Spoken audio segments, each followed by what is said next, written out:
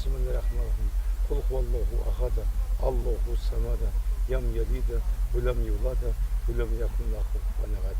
Subhanallah, amma yasifun ve selamun aleyhi ve sellem. Elhamdülillahi rabbil alamin. Ey Allah, осы оқыған Құранның жаңағыдың жан иман саламаттықсын, топырағы торға болсын. Әрдайым одан өрбіген перзенттердің барлығы шындық үшін екеуміздің арамызда мүлде өзгеше достық бар. Мен 31 жылдан бері намаз оқимын. Күнде намаз оқығанда мен толып жатқан адамдардың аттарынан бірінші айтатын адам Шыңғыс Айтматов.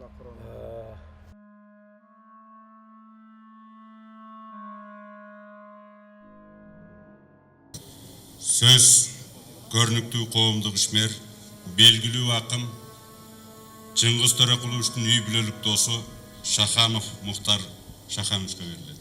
Урматты қырғыз елі, екі Шыңғыс ғұмыр кешті мына ұмытшақ қаламда. Екі дара із қалдырды олар елге заманға. Екеуі де дарынымен, жалынымен лаулады. Бірі қылыш найза кезеп, бірі рухпен баурады. Екеуі де сан миллион адамдарды жаулады.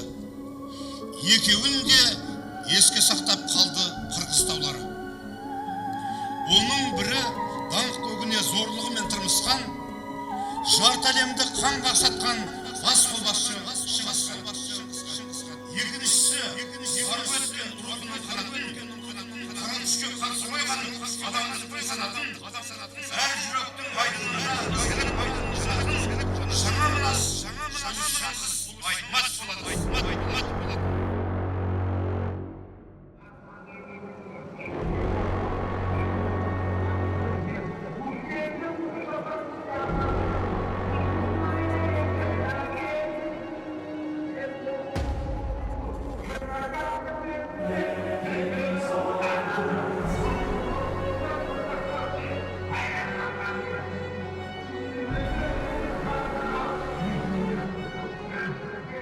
Қазақстандан елші болып бізге Мұхтар Шаханов келді дегенді ұғып қалдық. Анда мұрын деле Шахановты ұғып жүрчүбүз. Теге Москвада чоң съездтерде сүйлөгөндөрүн, ырларын окуганын барын билчелек. От общественности до сих пор скрывается число жертв среди демонстрантов. По неполным данным, около 2000 человек было арестовано. Многие из них осуждены к длительным срокам лишения свободы. Шыңғыс Төреқұловичтің шығармашылығы башталғандан баштап эле улуу муундағы жазуучулар көп жакшы кабыл албай, ушундай да болобу, бул журналист, андай мындай деп ар бир чыгармасын кайра окуп, бул жери туура эмес, бул жери тигиндей мындай деп, мындай идеология жагын абдан издешип жүрүштү да. Шаханов жаштыгы менен, өзүнүн активдүүлүгү менен, келери менен эле мындай бир жакшы мамиле жасап, абдан экөө чыгармачылык жактан жакындыгы болду го деп ойлойм да. Мен деле эми алардын арасында отурган жокмун да.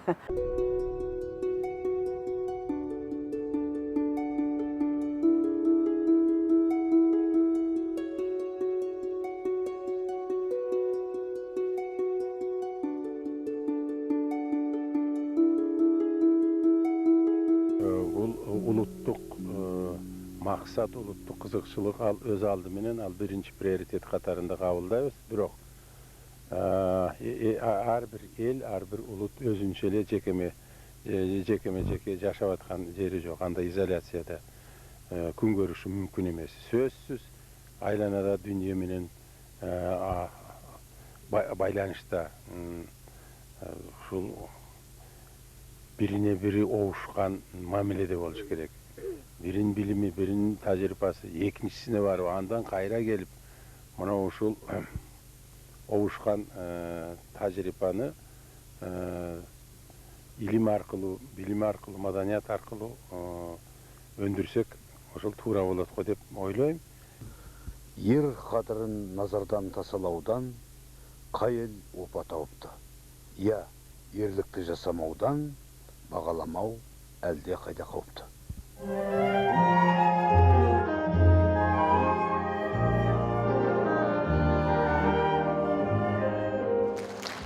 И свое произведение «Сотворение мира» он посвящает нам, кыргызстанцам, в честь нашего юбилея 30-летия Мұхтар Шахановты білесіздер, независимости 11 жыл Кыргызской Қазақстанның Республики. Қырғыз Республикасындағы елшісі жоғарғы қызметін атқарған. Ошол эле учурда Мұхтар Шаханов, Мұхтар Ауезовтардын кейинки жолду көчтү улап, татыктуу улап, өзүнүн поэзиясында, өзүнүн публицистикалык чыгармаларында казак менен кыргыздын достугун билдирген сонун ырларды жараткан. А Бишена Ливан какая? Азыр молдайынан. Бибисара Бишена Ливанымды? Азыр ошону табайын деп. Ошого. Тапсам жакшы болот да. Son tavgasın jaksı bolot. О, азыр аганы тиги биринчиден мен неме кылайын ага. Таап.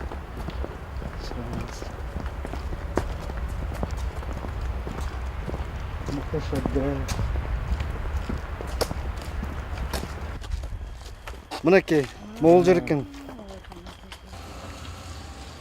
Bismillahirrahmanirrahim. Kul huvallahu ahad. Allahu samad. Yam yalid. Ulam yulad. Ulam yakun lahu kufuwan ahad.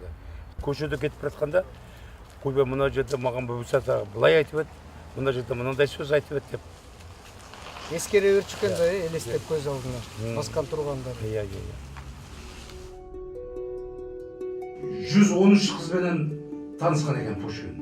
Сонда 113 мың қызбен танысса да, ол өзінің санасына сай келетін қыз таба алмайды оның ішінде. Өйткені Пушкиннің санасына сай келетін адам анда-санда біреу ғана. Сондықтан мен қайбір жылы Мәскеуде кездесу болды. Соны Айтмат Өкеновпенен. Сонда маған сұрақ қойды. Осы махаббат деген не деп, қалай білесіз деп, махаббат деген не деп. Сонда мен айттым, осы 14 миллион халқы бар Мәскеуде 1000 пар махаббат жолықса үлкен жетістік дедім. Кейін ойлап қарасам, соны көп айтып қойып. Өйткені себебі 100 мың, 200 мың адамнан бір пар махаббат шықса, бұл үлкен жетістік.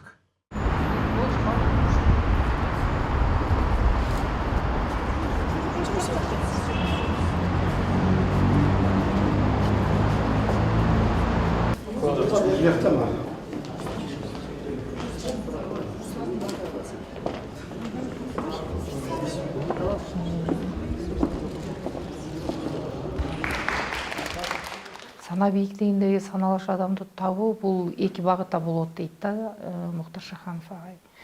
Бұл бири достукта, экинчиси сүйүүдө, махаббатта. Биз агайга суроо бердик да, сиз ушул эки багытта таптыңызбы десек, мен биринчи багытта өтө бактылуумун, себеби чыңгыз досумду таптым. Менин бир канча жаш улуу болсо дагы ал мага тең курбудай мамиле кылчу.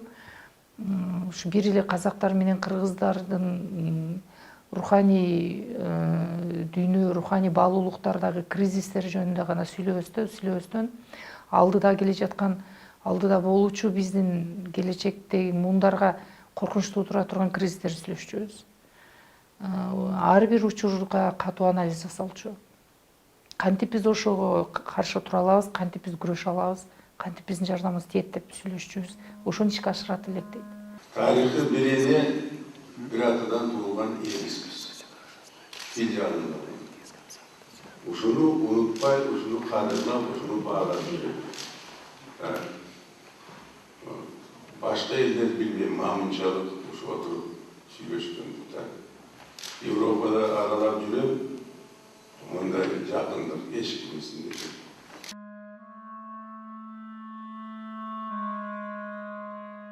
Бірде мынандай жағдай болды.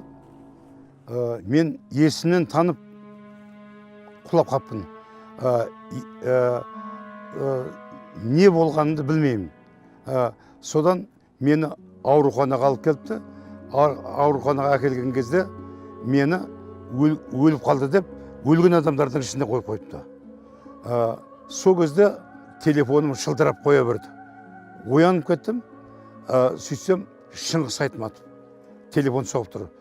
Брюссельде ол елші болып істеп жүрген. Сояқтан Мұхтар ояқта сағат таңғы 6 екен. Таңғы 6. Мұхтар не болды? Бір түрлі саған телефон соққым кеп кетті. Не болды? Деп ойбай, мен мынау өлген адамдардың ішінен жаздым. Сіз телефон шалып оятып жүрдіңіз мені. Дедім. Сөйтіп едім, ойпырмай, не болғанын білмеймін. Бір түрлі саған телефон ашқым кеп кетті.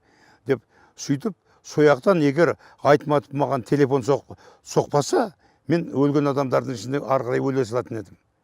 Өлген адамдардың ішінде қойып қойған менен. Сонан кейін Айтматов айтты, бұлар енді сен сөйде өле берсін деген ғой. Қазір мен Түркияның премьер-министріне звондаймын деді. Түркияның премьер-министріне телефон соғып, өйткен себебі түрік халықтар арасындағы ең үздік әлем жазушысы дегенді Айтматовқа берген. Түрік халықтар арасындағы ең үздік әлем ақыны дегенді маған берген. Екеуміз ғана берген. Сөйтіп Түркияның премьер-министріне телефон соққан деген, ол өзінің самолетін беріпті. Сомен Айтматов маған ұшып келді. Сөйтіп сол жерден мені самолетпенен алып кетті. Егер сол кезде Айтматов маған телефон соқпағанда, мен сол өлген адамдардың ішінде қалатын едім.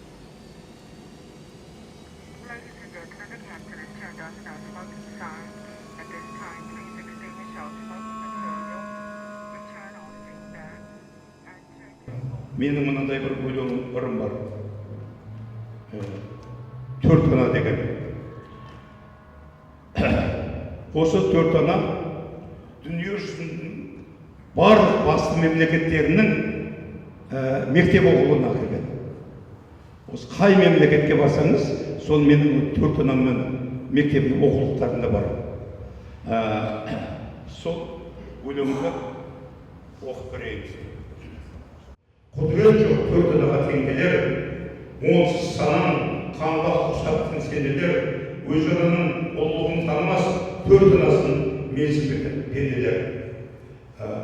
Төрт анадан сенім таба алмаған, тамырсыздың басы қайда қалмаған, тынысы төрт ана үшін болған күрес төрттің ұлысы.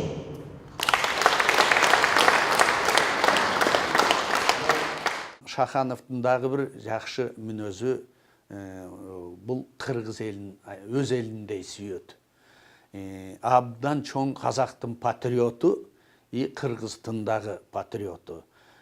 Уш жерге келсе, өзінің жазушысындай, өзінің уылындай қабыл алышат біздікілер.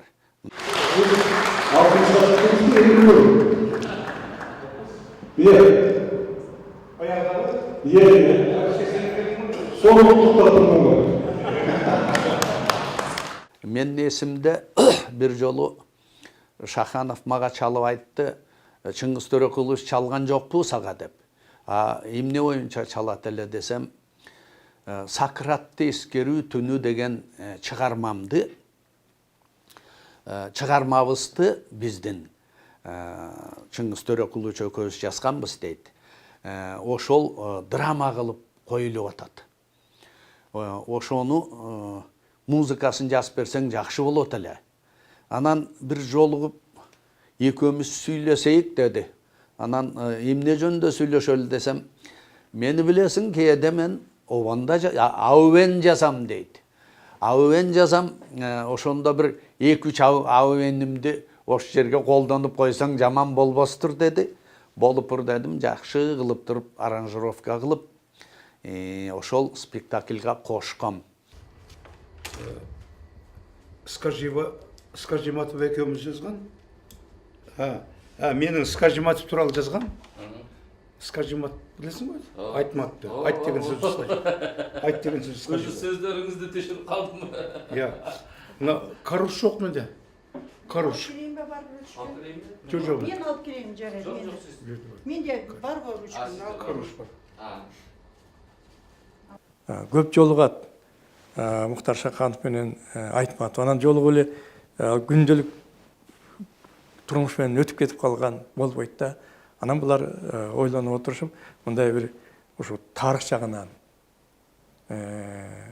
улуттук түрк дүйнөсү жөнүндө, анын ичинде казак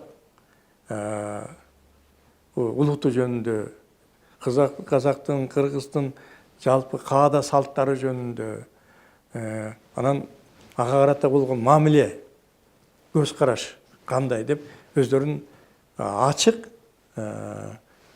позицияларын билдиргенде да. Ошону менен бирге алар ошол унутулуп калбаш үчүн биз кетип эле атпайбызбы? Артты караган эч ким жок.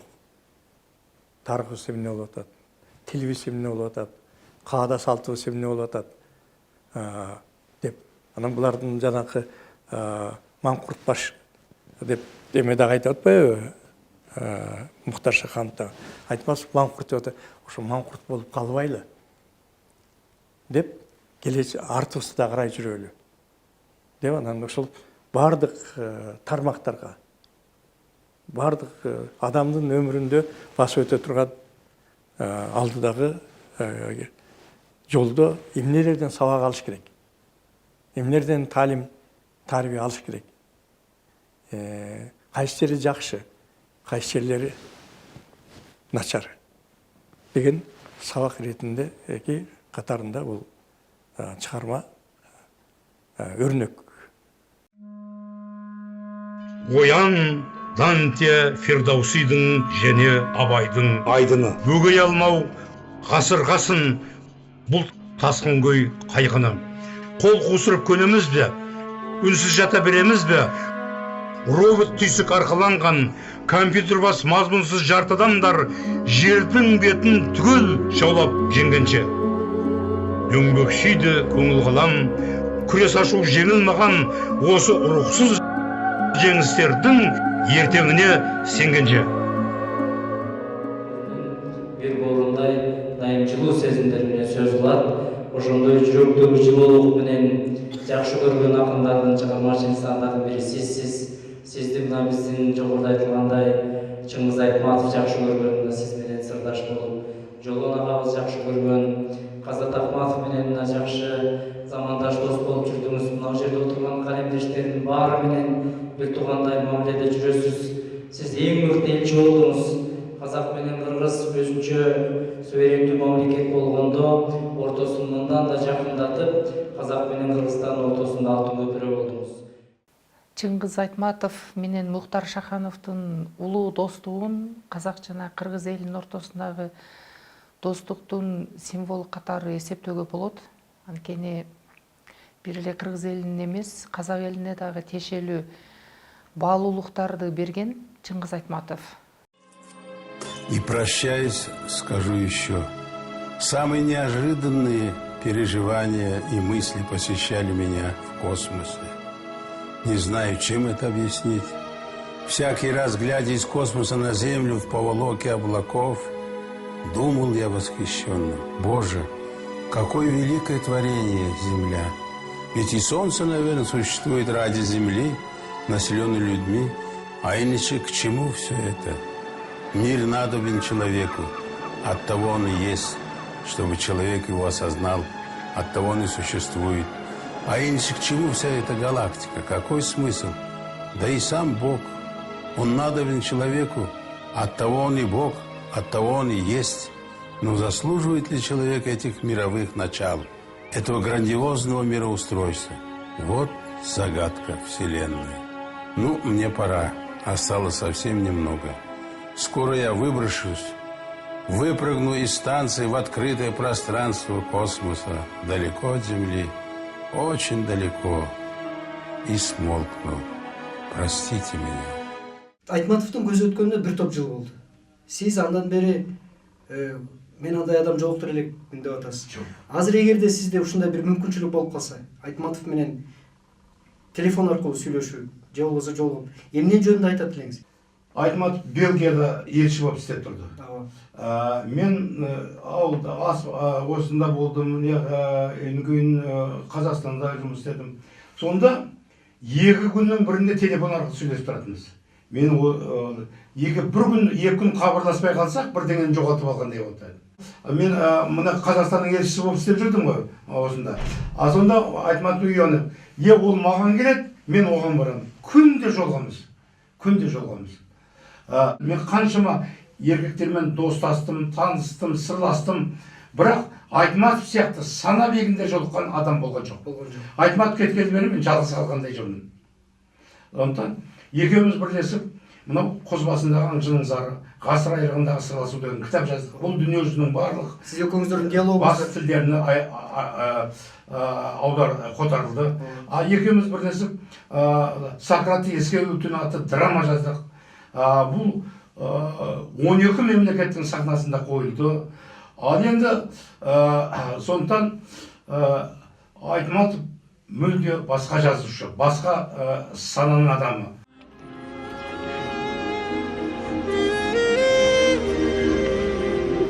Екі шыңғыс ғұмыр кешті мына ұмытшақ қаламда. Екі дара із қалдырды олар елге заманға. Екеуі де дарынымен, жалынымен лаулады. Бірі қылыш найза кезеп, бірі рухпен баурады. Екеуі де сан миллион адамдарды жаулады. Екеуін де еске сақтап қалды қырғызтаулары. Оның бірі даңқ көгіне зорлығымен тырмысқан, жарты әлемді қанға сатқан бас қолбасшы Шыңғысхан. Екіншісі қару өткен рухи намыс қанатын, қара күшке қарсы қойған зор адами санатын, әр жүректің айдынында ізгілік болып жанатын жаңа Манас ұлы Шыңғыс Айтматов болатын. Сені өлді деп кім айтады Шыңғыс аға, Шыңаға? Әр шығармаң қайталанбас жеке ұлы мұнара. Жетінші рух түйсігінің жотасынан жағар от, сендей дос жоқ мен сорлыға, сенен жақын аға жоқ. Көз жұмуың ұлғайтқан мен жүрегімнің жарасын, тынбай жалғай бересің сен ел мен елдің арасын. Я екінші Манассың сен, Манаспен тең данасың. Күнде рухпен, сөзбен емдеп мәңгүрттердің санасын, және ана табиғатпен тауып мәңгі жарасым, енді Алатаудан да зор Шыңғыстау боп қаласың.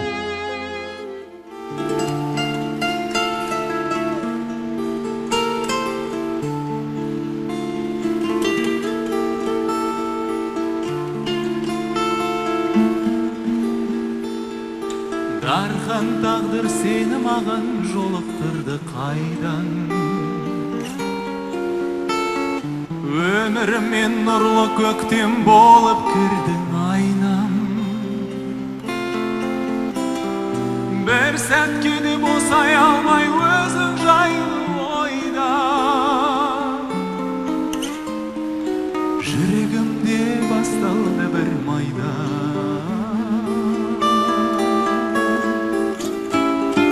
Перзентісің гүлім, махамбеттің жырын тудырған